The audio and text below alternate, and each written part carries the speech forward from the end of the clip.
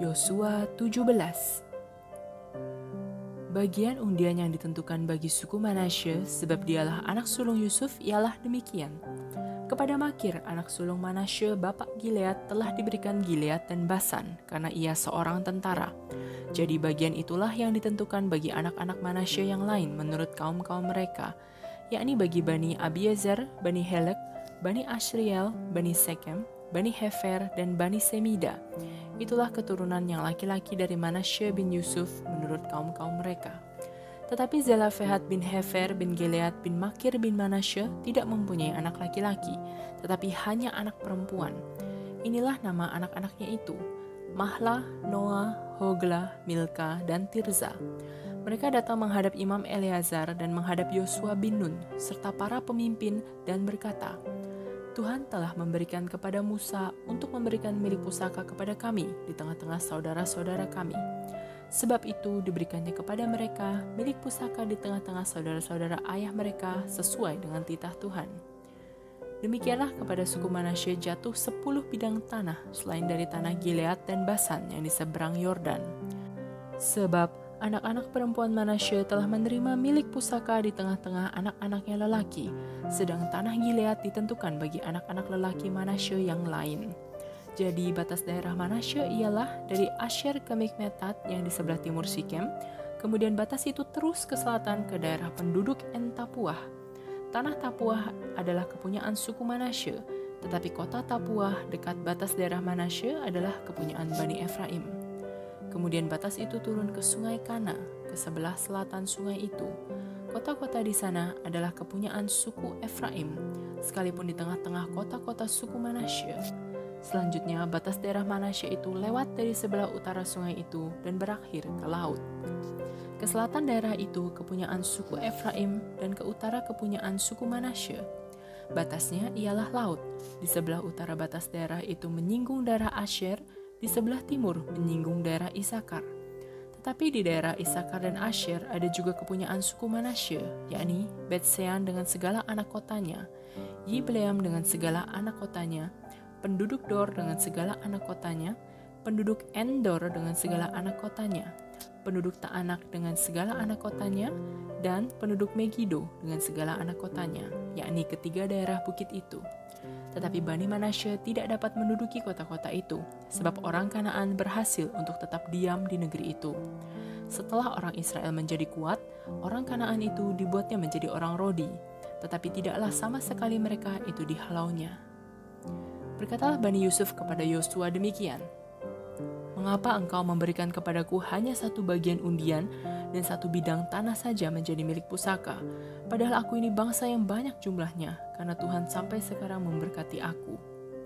Jawab Yosua kepada mereka, Kalau engkau bangsa yang banyak jumlahnya, pergilah ke hutan dan bukalah tanah bagimu di sana di negeri orang Feris dan orang Refaim, jika pegunungan Efraim terlalu sesak bagimu. Kemudian berkatalah Bani Yusuf, pegunungan itu tidak cukup bagi kami, dan semua orang Kanaan yang diam di dataran itu mempunyai kereta besi, baik yang diam di Bet-Sean dengan segala anak kotanya, maupun yang diam di lembah Yizreel. Lalu berkatalah Yosua kepada keturunan Yusuf, kepada suku Efraim dan suku Manasye, Engkau ini bangsa yang banyak jumlahnya, dan mempunyai kekuatan yang besar. Tidak hanya satu bagian undian ditentukan bagimu, tetapi pegunungan itu akan ditentukan bagimu juga, dan karena tanah itu hutan, haruslah kamu membukanya. Kamu akan memilikinya sampai kepada ujung-ujungnya, sebab kamu akan menghalau orang Kanaan itu, sekalipun mereka mempunyai kereta besi dan sekalipun mereka kuat. Yosua 18. Pembagian sisa tanah Kanaan di Silo. Maka berkumpullah segenap umat Israel di Silo. Lalu mereka menempatkan kemah pertemuan di sana, karena negeri itu telah takluk kepada mereka. Pada waktu itu masih tinggal 7 suku di antara orang Israel, yang belum mendapat bagian milik pusaka. Sebab itu berkatalah Yosua kepada orang Israel, Berapa lama lagi kamu bermalas-malas sehingga tidak pergi menduduki negeri yang telah diberikan kepadamu oleh Tuhan Allah nenek moyangmu? Ajukanlah 3 orang dari tiap-tiap suku, maka aku akan menyuruh mereka supaya mereka bersiap untuk menjelajahi negeri itu, mencatat keadaannya, sekadar milik pusaka masing-masing, kemudian kembali kepadaku. Sesudah itu mereka akan membaginya di antara mereka menjadi 7 bagian. Suku Yehuda akan tetap tinggal dalam daerahnya di sebelah selatan, dan keturunan Yusuf akan tetap tinggal dalam daerahnya di sebelah utara. Kamu catat keadaan negeri itu dalam 7 bagian, dan kamu bawa kemari kepadaku. Lalu aku akan membuang undi di sini bagi kamu di hadapan Tuhan, Allah kita. Sebab orang Lewi tidak mendapat bagian di tengah-tengah kamu, karena jabatan sebagai imam Tuhan ialah milik pusaka mereka. Sedang suku Gad, suku Ruben, dan suku Manasye yang setengah itu telah menerima milik pusaka di sebelah timur sungai Yordan yang diberikan kepada mereka oleh Musa hamba Tuhan. Kemudian bersiaplah orang-orang itu lalu pergi, sedang Yosua memerintahkan kepada mereka pada waktu mereka berangkat supaya mereka mencatat keadaan negeri itu. Katanya, "Pergilah, jelajahilah negeri itu, catatkanlah keadaannya, kemudian kembalilah kepadaku. Maka di sini, di Silo, aku akan membuang undi bagi kamu di hadapan Tuhan." Orang-orang itu pergi dan berjalan melalui negeri itu. Mereka mencatat keadaannya dalam suatu daftar, kota demi kota dalam 7 bagian. Lalu kembali kepada Yosua ke tempat perkemahan di Silo. Lalu Yosua membuang undi bagi mereka di Silo di hadapan Tuhan. Dan di sanalah Yosua membagikan negeri itu kepada orang Israel sesuai dengan pembagian mereka. Milik pusaka suku Benyamin. Maka keluarlah undian suku Bani Benyamin menurut kaum-kaum mereka, dan daerah yang diundikan kepada mereka terdapat antara daerah Bani Yehuda dan daerah Bani Yusuf. Batas pada sisi utara bagi mereka mulai dari sungai Yordan. Kemudian batas itu naik ke lereng gunung di sebelah utara Yeriko, naik ke barat ke pegunungan dan menuju ke padang gurun Bet Awen. Dari sana, batas itu terus ke Luz ke selatan, ke arah lereng gunung dekat Luz, itulah Betel. Kemudian batas itu turun ke Atarot Adar di pegunungan yang di sebelah selatan Bet Horon Hilir. Kemudian batas itu melengkung, lalu membelok dari pegunungan yang di seberang Bet Horon di sebelah selatan menuju ke sisi barat daya, dan berakhir di Kiryat Baal, itulah Kiryat Yearim, suatu kota Bani Yehuda. Itulah sisi barat.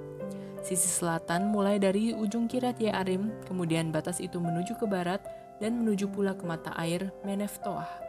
Selanjutnya batas itu turun ke ujung pegunungan yang di tentangan lebak Ben Hinnom di sebelah utara lembah orang Refaim. Kemudian turun ke lebak Hinnom sepanjang lereng gunung Yebus ke selatan, kemudian turun ke En Rogel. Kemudian melengkung ke utara menuju ke En Semes dan menuju pula ke Gelilot di seberang pendakian Adumim. Turun ke batu Bohan bin Ruben, terus ke lereng gunung di seberang Bet Araba ke utara, dan turun ke Araba Yordan. Kemudian batas itu terus ke lereng gunung dekat Bet Hogla ke utara, dan batas itu berakhir ke teluk utara Laut Asin, ke muara sungai Yordan di sebelah selatan. Itulah batas selatan. Sungai Yordan ialah batasnya pada sisi timur. Itulah milik pusaka Bani Benyamin dengan batas-batasnya ke segala penjuru menurut kaum-kaum mereka. Kota-kota suku Bani Benyamin menurut kaum-kaum mereka ialah Yeriko, Bet Hogla, Emek Kesis, Bet Araba, Zemaraim, Betel, Haawim, Para, Ofra, Kefar Hamonai, Ofni, dan Geba, 12 kota dengan desa-desanya, Gibeon, Rama, Beerot, Mispa, Kefira, Moza, Rekem, Yirpil, Tarala, Zela, Elef, dan Yebus. Ialah Yerusalem, Gibeat, dan Kiryat, 14 kota dengan desa-desanya. Itulah milik pusaka Bani Benyamin menurut kaum-kaum mereka.